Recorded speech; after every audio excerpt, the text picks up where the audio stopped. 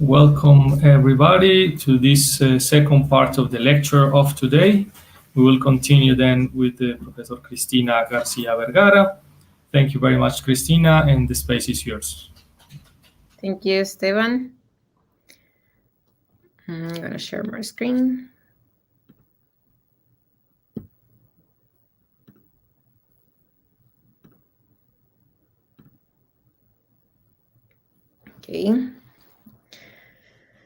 Okay.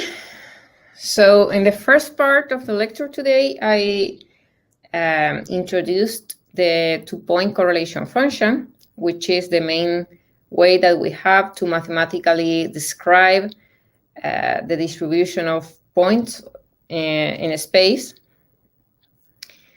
I talk about two correlation functions, the angular and the projected correlation function, that you can measure depending of what kind of data you have. If you have 2D data only, then only right ascension and declination positions of the galaxies. You can measure the angular correlation function, and if you have 3D information, then also the redshift of the sources, you can measure the projected correlation function. I gave you several details about how can you measure this. Then now we're gonna talk about the uncertainties associated with this kind of measurements. But before of that, I would like to define the autocorrelation function versus the cross-correlation function, because in papers you can find both of them. Then when we compute the number pairs for one single galaxy catalog or for any kind of object, we measure the autocorrelation function when we correlate the position of the galaxies with themselves. But if we want to correlate the positions of two different populations, for example, red galaxies versus blue galaxies, or quasars versus galaxies, or as the example I'm showing here, submillimeter galaxies versus normal galaxies detected in optical, then you can talk about the cross-correlation function, because you're cross-correlating two different populations.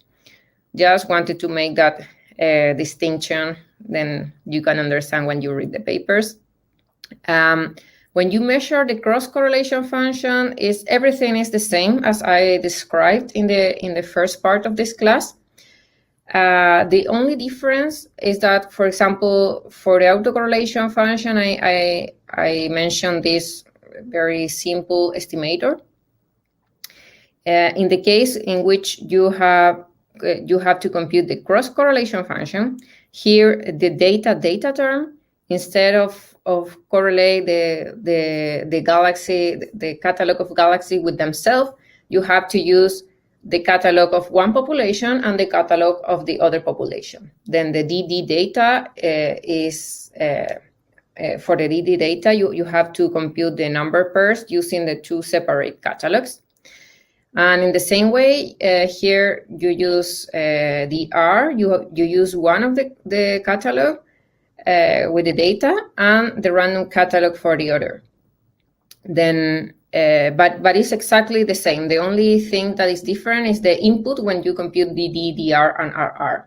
Sometimes the input is the same galaxy catalog when you make the autocorrelation, and if the inputs are two different data catalog, then that is a cross-correlation function, but it's computed in the exact same way. And one very nice thing about cross-correlation function is that, as you can see here, you only have to create a random catalog for one of the two populations.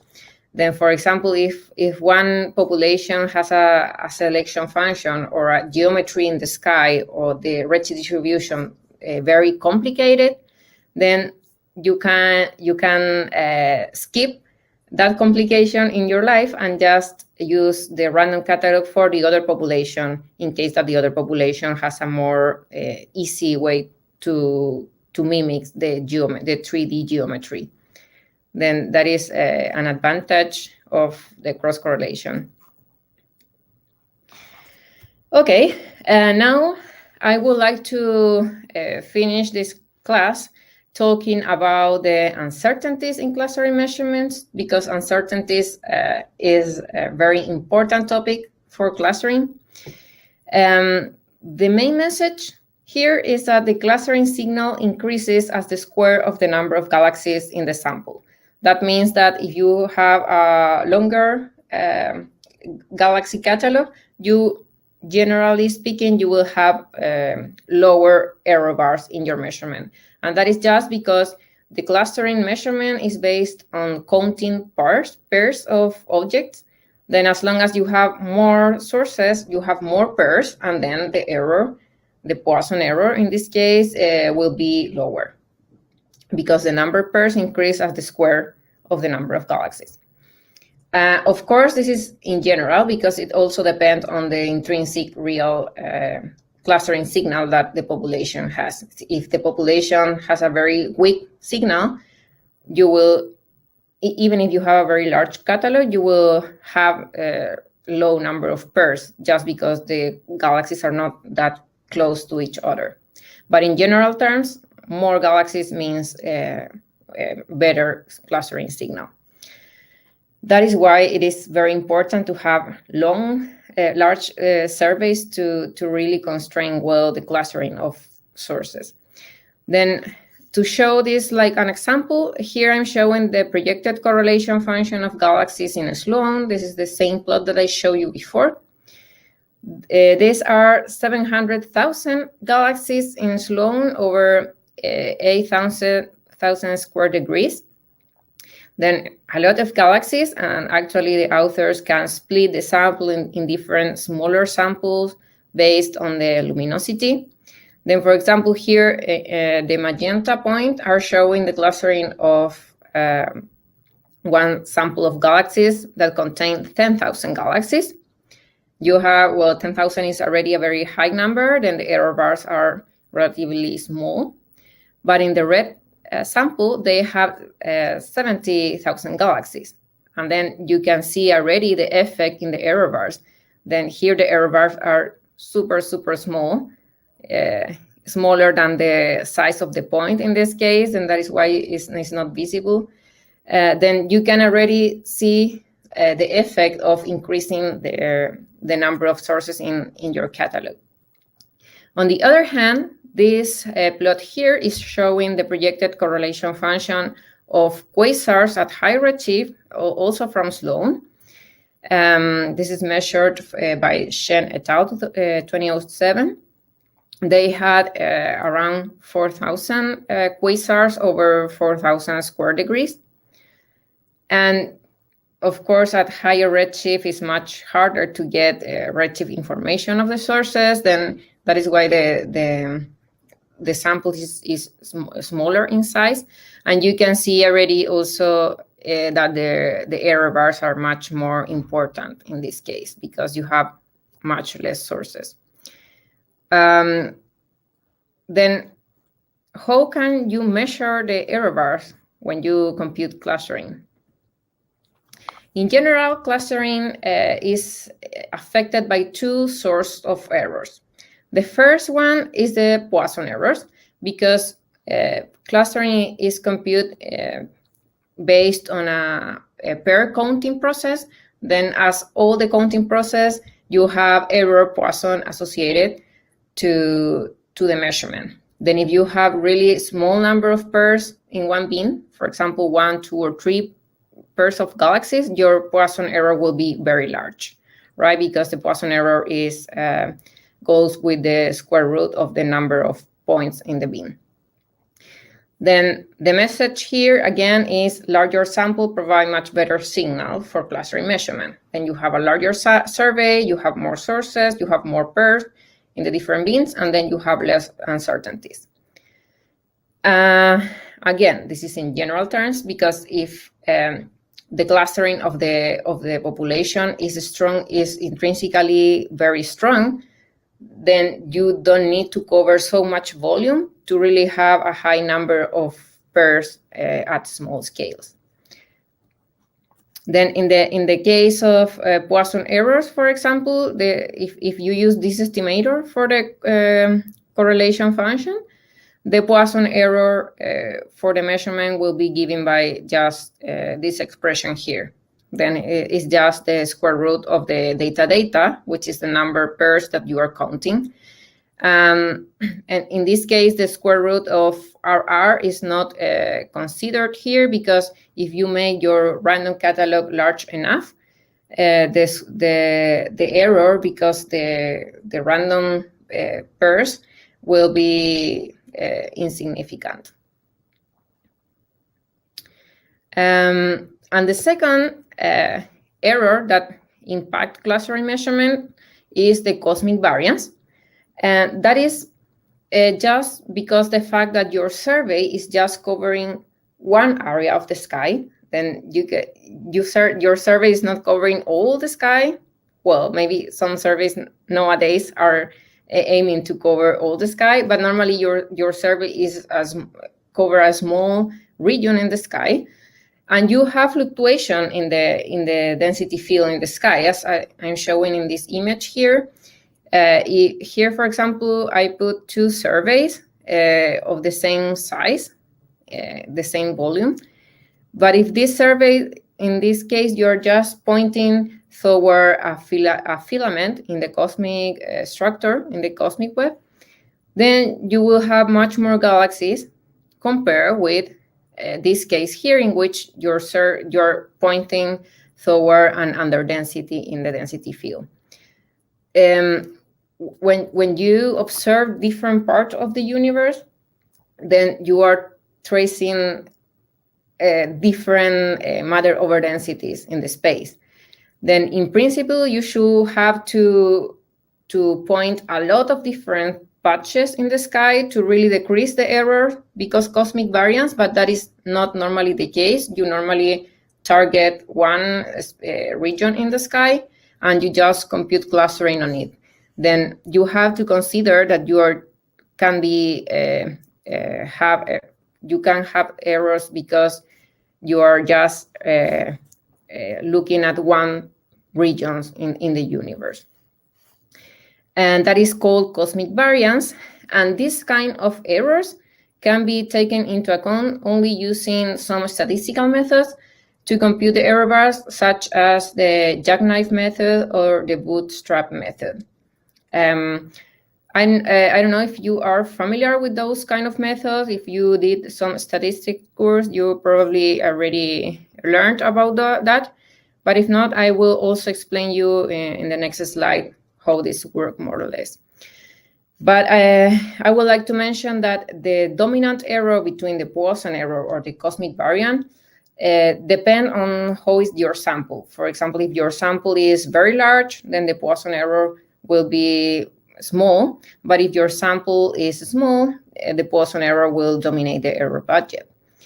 On the other hand, if you are covering larger spaces in the sky, your cosmic variance will be the errors, because the cosmic variance will be a little bit lower, because you can think on this like having more realizations of your measurement. If you are covering more patches in the sky, then you decrease this variance. Yeah, but the good things about the bootstrap and the jackknife method is that if you compute errors using those techniques, those errors already also include Poisson uncertainties and cosmic variance effects. Then you can have already both things included there.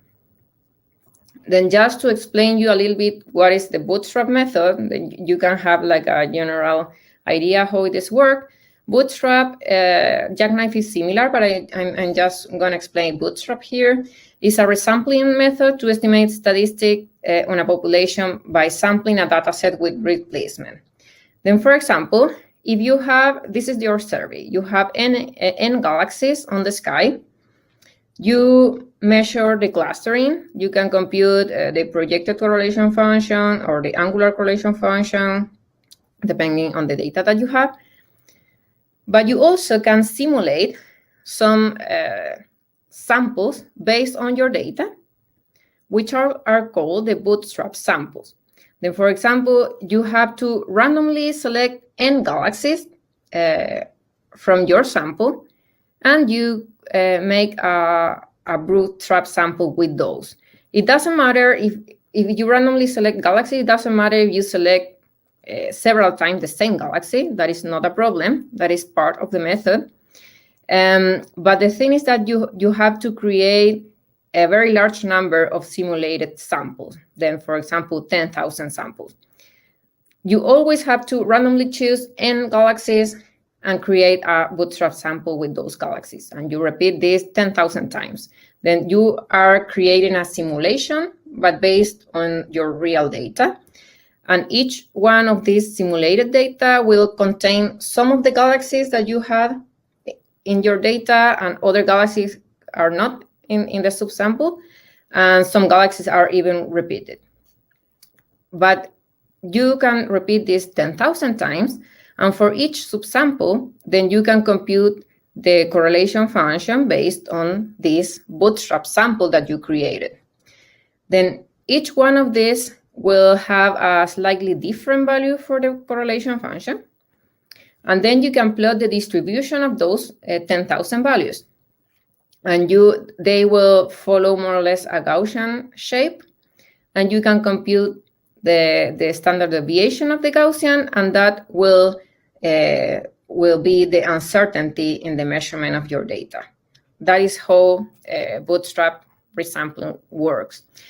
And this is a very nice method because, as I mentioned, this includes Poisson errors, because Poisson is related with the number of galaxies that you have in the sample. And given that you have here a subsample with the same number of galaxies that the original sample, then you're kind of already including the effect of having a very few galaxies in your sample, for example.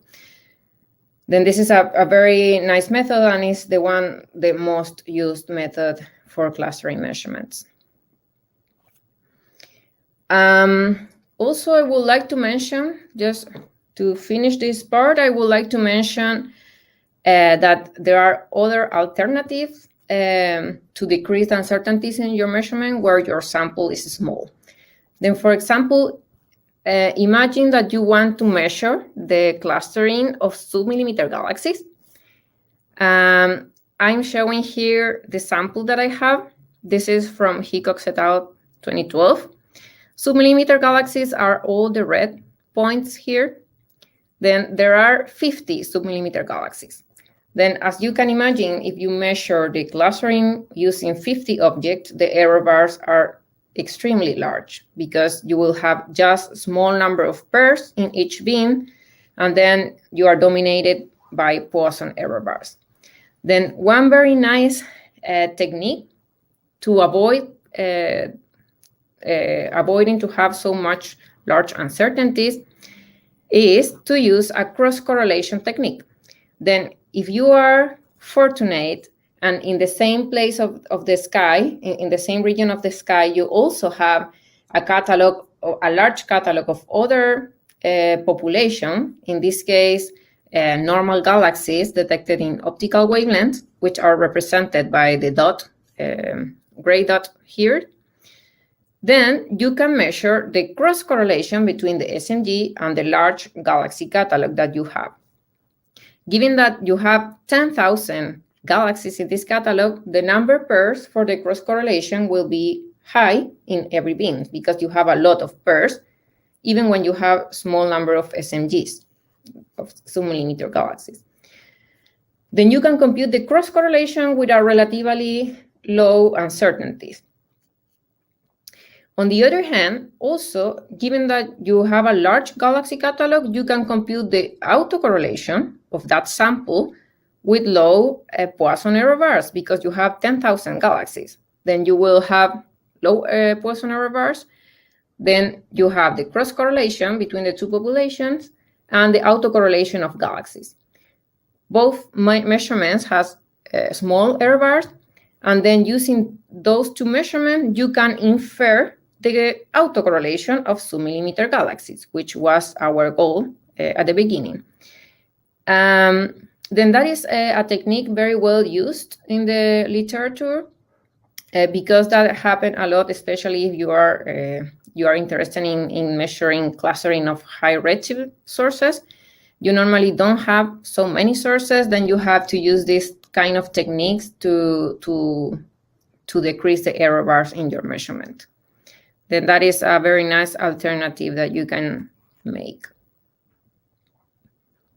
Okay, so that is almost all that I wanted to tell you today. But now I have been talking about how to compute R naught and gamma, all the techniques, but why is important to compute R naught and gamma? Well, I gonna cover this topic more in the next 2 lectures, but just to say a little bit about that. When you compare clustering between different populations at the same epoch, then you can compare their R naught and gamma, and you will have information already with that. For example, if you can compare the clustering of blue galaxies versus the clustering of red galaxies at the same redshift, you just can compare R naught, and you already can say something about their clustering. You can say what is higher and lower, and you can take some conclusions interpreting that measurement, and conclusion normally related with the physical processes affecting the different population, in this case the blue and the red population. I'm going to talk more about this tomorrow and also on Thursday. And additionally, and maybe more importantly, when you have the R naught and gamma parameters, you can estimate the halo mass in which the object inhabits. For this transformation, once you have R naught and gamma, you can obtain halo mass, but you always need to use some simulations to really make this transformation. But we can actually get very precise measurement for the dark matter halos in which the objects inhabit. Then if you have the R naught gamma of different populations in the universe, you can compute the halo mass of all of them and then compare how are the halo mass of different populations in the universe. And that is very useful to constrain cosmological model, as well as to understand some possible evolutionary links between different populations. Then I'm going to talk more about that also in lecture 3 and 4. Okay, and I'm going to stop here, and I would like to make a new Kahoot. Then please go to kahoot.it and play with me. I'm going to open this here. This time I choose less seconds for you. You don't have 90 seconds anymore, but you have 60 seconds. Then you have to be a little bit more faster.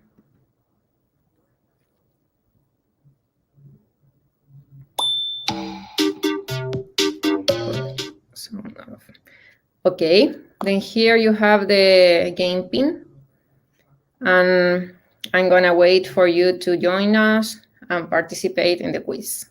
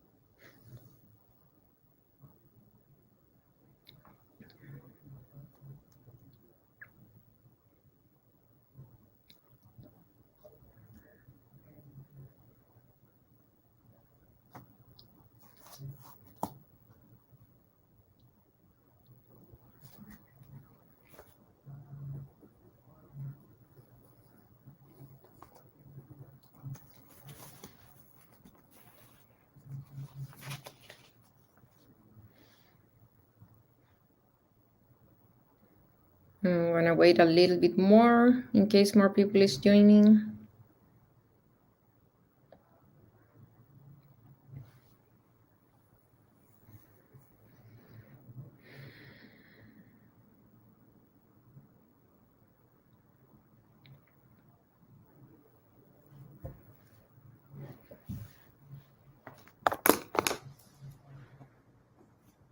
Okay, I think there's no more people joining so far. Then I will start now.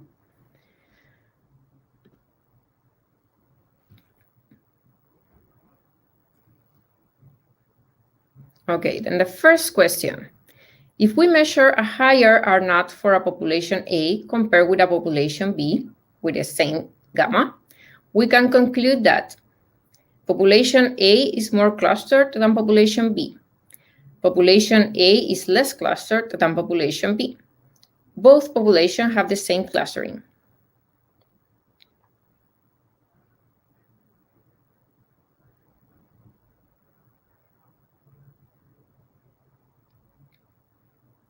Remember that you have a little bit less time compared than yesterday.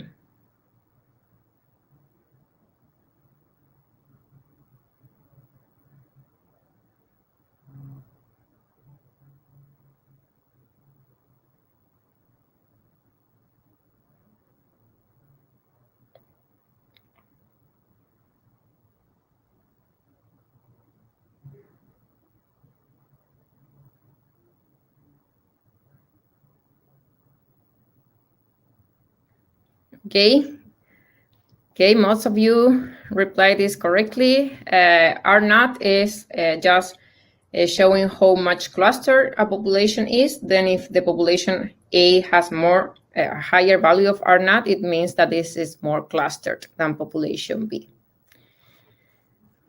Okay, next.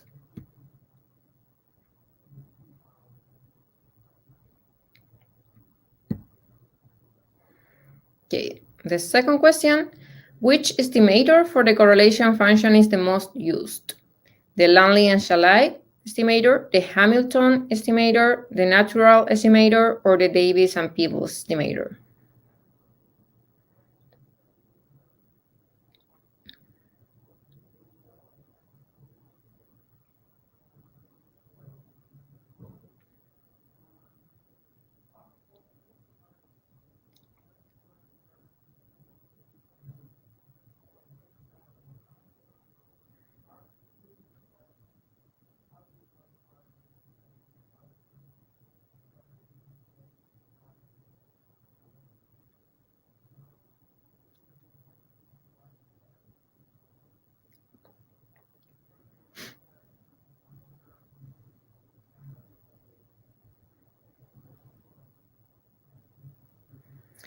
Okay, good. Most of you replied this correctly. This is the Langley and Shalai estimator. As I said, all the estimators are correct, and it's okay to use any of those, but Langley and Shalai can handle better some issues like edge issues, for example, and also has a smaller uncertainties or variance associated to it. We probably will compare different estimator in our workshop tomorrow. Then you can actually see that how those are compared. Okay, let's continue. This is a true or false question. If we measure the projected correlation function, we have to assume a redshift distribution to obtain R naught and gamma. True or false?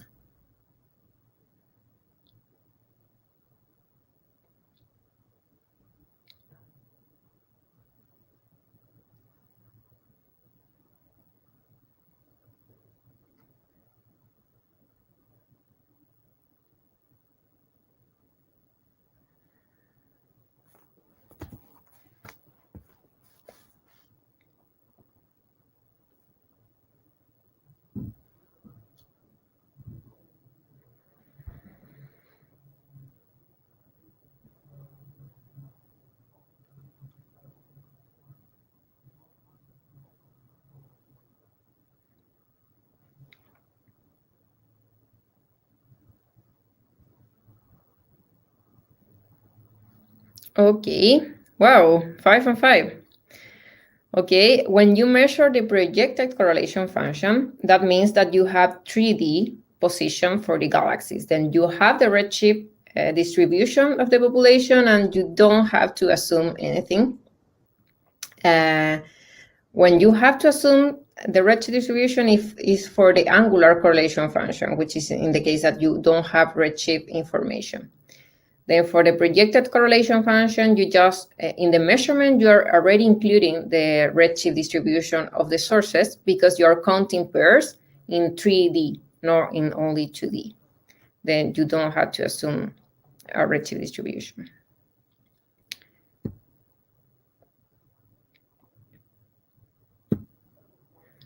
Okay, question number 4.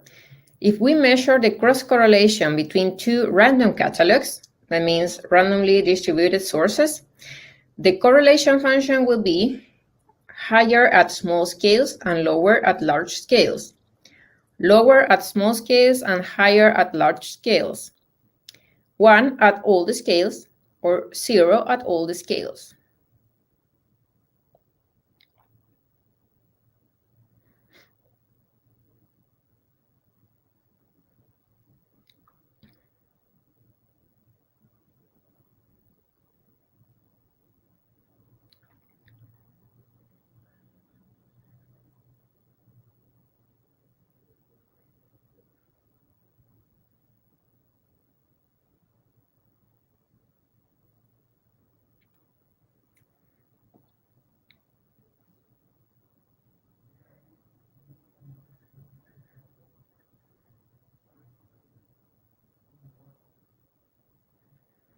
Okay, I think not all of you reply this one.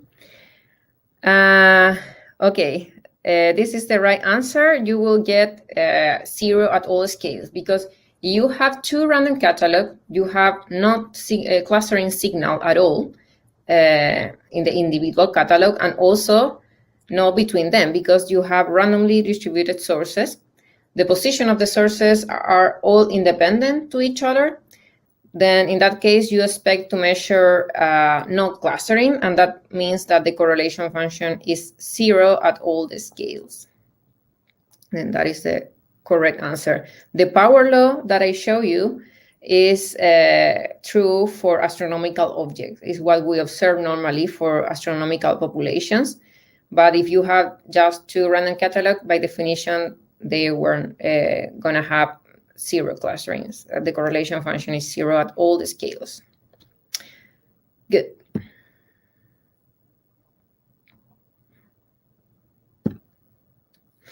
This is a true or false question.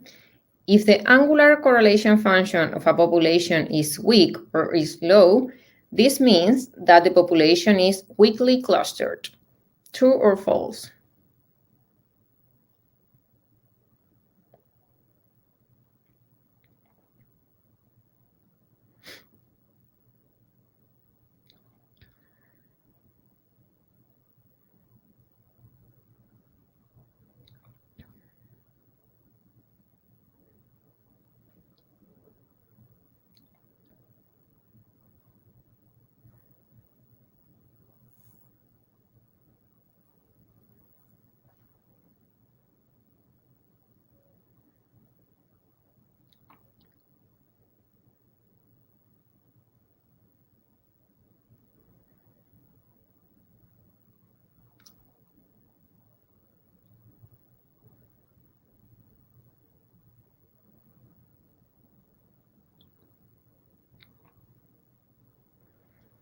Okay. Well, most of you gave the wrong answer because I already mentioned that in the case of the angular correlation function, given that we are integrating over very large volumes, the signal sometimes can be diluted. Then even if a population has a intrinsically strong signal, you can measure a weak signal when you compute angular correlation function. Then if you measure a weak signal, that means that the population has intrinsically a weak clustering, or it could be also that the population has a strong clustering, but you are integrating over a so much long redshift or line of sight. Then you will measure a weak clustering, even if the population has a strong clustering. That is why it is false.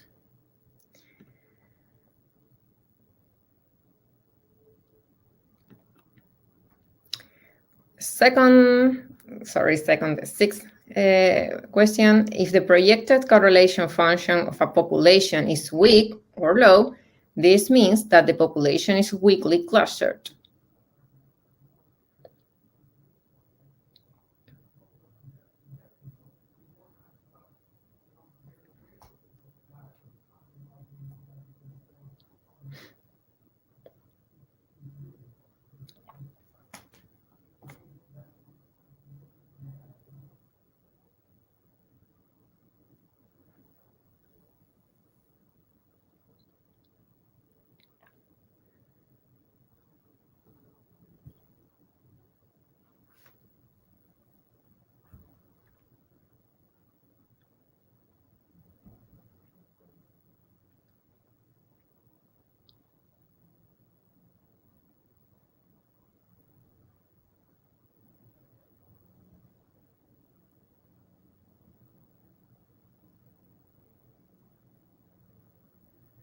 Okay, this time this is better.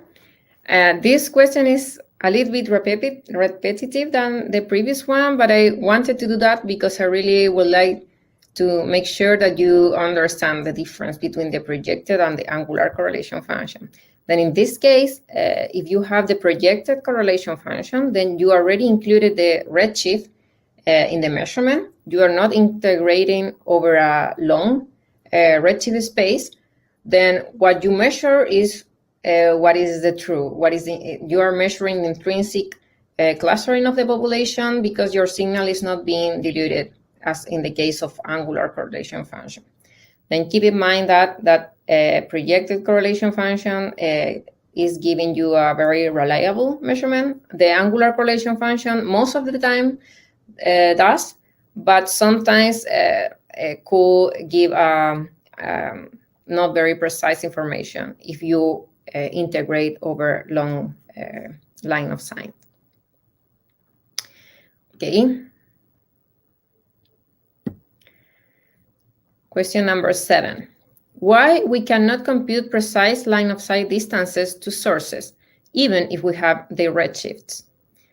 Because we need to assume cosmological parameters which are too uncertain, because the galaxy redshift is affected by peculiar velocity of galaxies, or because there is no way to convert from redshift to distance.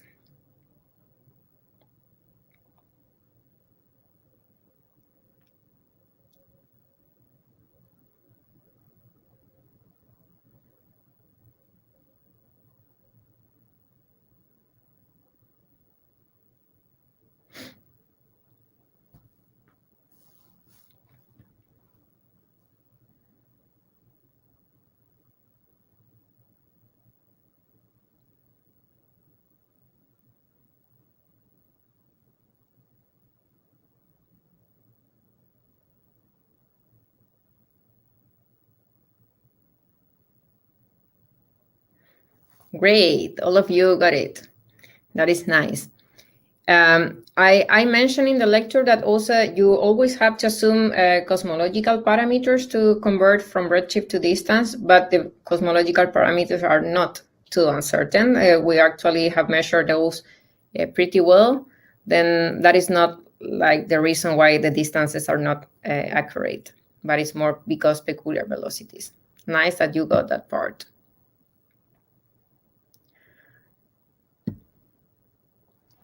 Question number 8. What source of error dominate in the cluster measurement if the sample is large, but the survey covers a small area in the sky? Poisson errors, errors associated to cosmic variance, or Poisson errors and cosmic variance errors contribute equally to the error budget?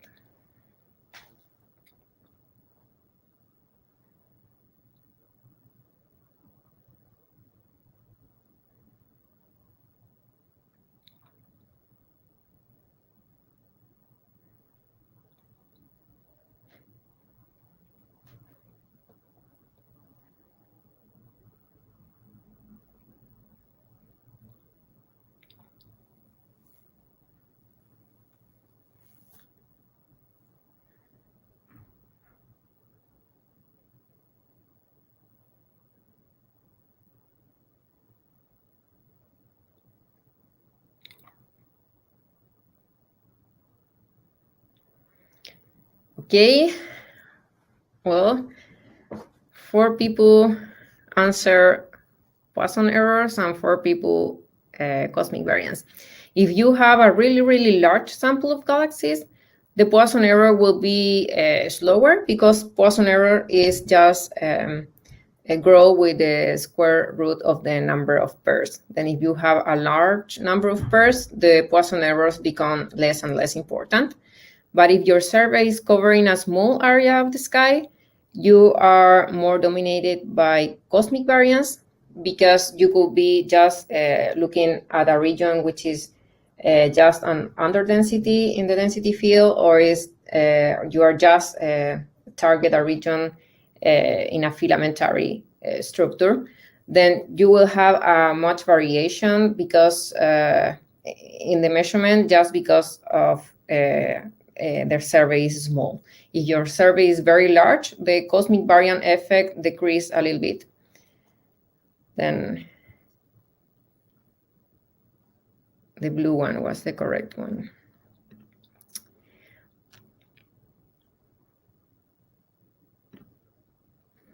Okay, question number 9. The uncertainty on the correlation function computed using the Bootstrap method includes only Poisson uncertainties, only uncertainties due to cosmic variance, both uncertainties due to cosmic variance and Poisson uncertainties. It doesn't include any of them, no Poisson errors and not cosmic variance.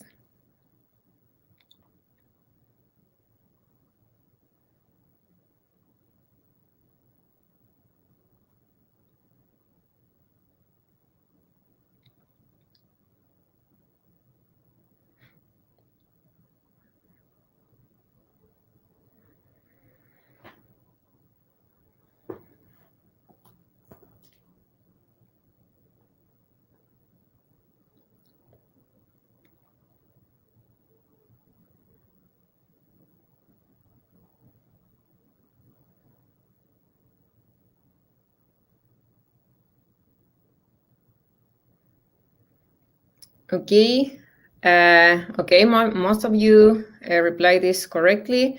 The Bootstrap method is this method that I explained, which is based on simulation from your data sample.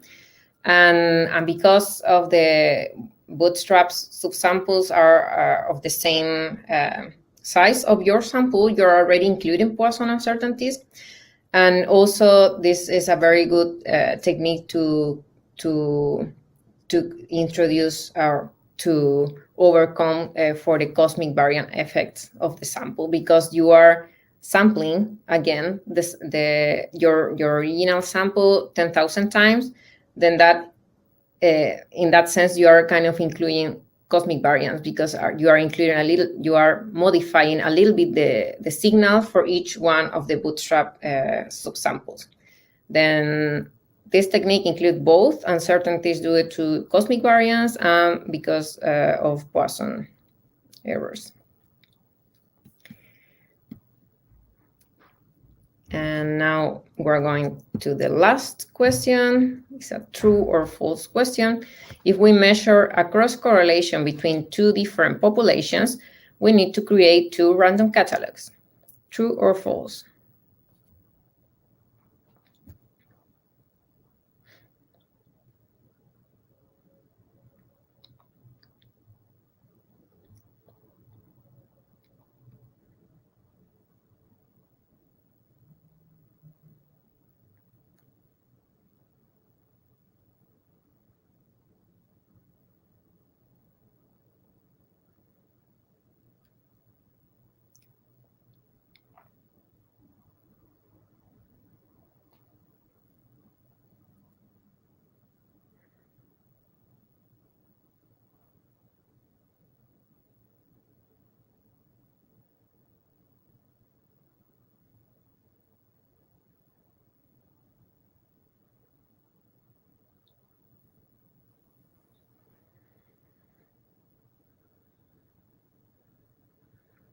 Okay.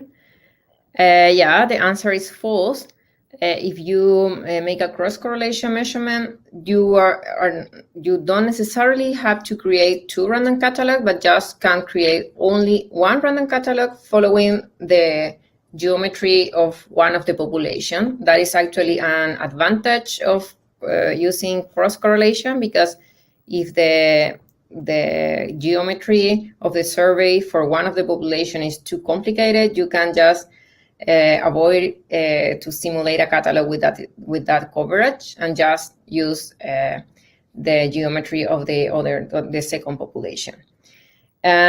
It's true that depending on the estimator that you use, you could also create 2 random catalogs for the 2 populations if you use an estimator more sophisticated. But in the normal case, typically we measure cross-correlation using the simple estimator, which is dd over dr. And in that case, you only need 1 random catalog. Okay, and that was everything for today. Then David, you got the 3rd place, Juan the 2nd place, and the 1st place was for LMG. Cool, congratulations. Okay.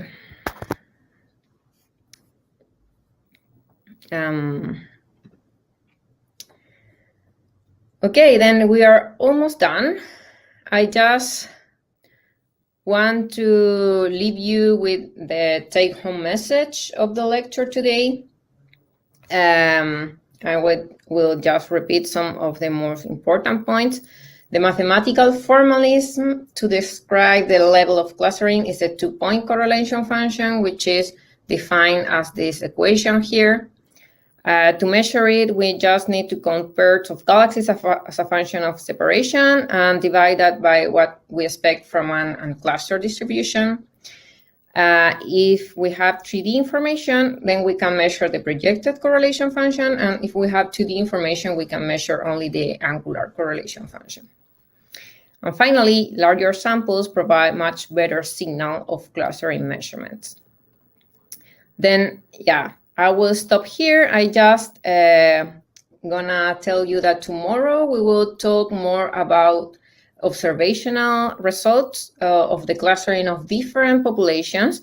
Then I will mention some surveys that has been performed that people have been using to measure clustering. Then I will gonna give you an overview and a summary of what are the current measurements for different types of population, for galaxies with different properties at low redshift and high redshift and from different wavelengths. Then I will try to describe some surveys in the optical, but also at other wavelengths like submillimeter or radio. And try to provide a more complete information about what we have so far. Then all is observational results for next class. And then on Thursday, I will teach you some stuff to interpret all those measurements. But for next class, we will focus only on observations, and I will tell you how the clustering of different populations depends on the physical properties of the galaxies. Then, yeah, that is all for now. And I would like just to encourage you to come to the workshop today. Let me stop sharing. It's here. Yeah. I encourage you to come to the workshop today. We will measure the clustering of the samples that we created yesterday. I'm gonna try to guide you in this process because it's not super easy to make, but it's not also complicated. I just need you to know a bit of Python or any language that you prefer. As you know, I'm an IDL programmer, but I will provide the algorithm that you have to follow. Then it's very nice that after this week, you will be able to measure clustering of any sample of galaxies. then I really encourage you to come. You can find the workshop instructions in the email. I think that Esteban already sent you, and also you can find it in my webpage as I provided in lecture 1. Thank you very much, Christina. You have one last question here on the chat. It says, Christina, I would like to know more about Poisson uncertainties, where these are larger.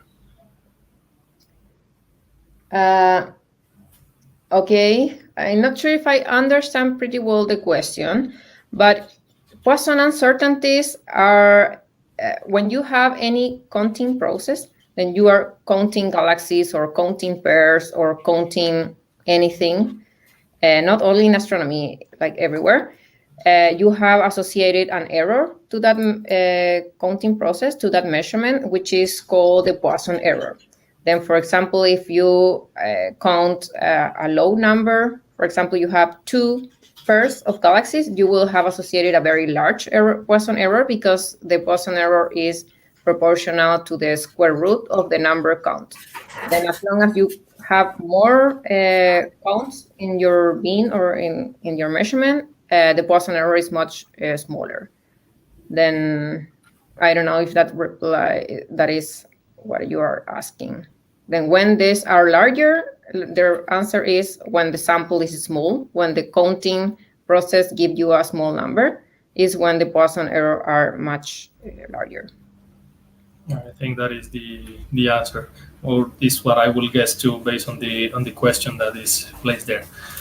A couple of minutes ago, you had received already the email with the workshop for the exercises that Christina sent today to all of you. So thank you very much, Christina. We will see you in 25 minutes. We'll reconvene to start for the first part of the exercises of today.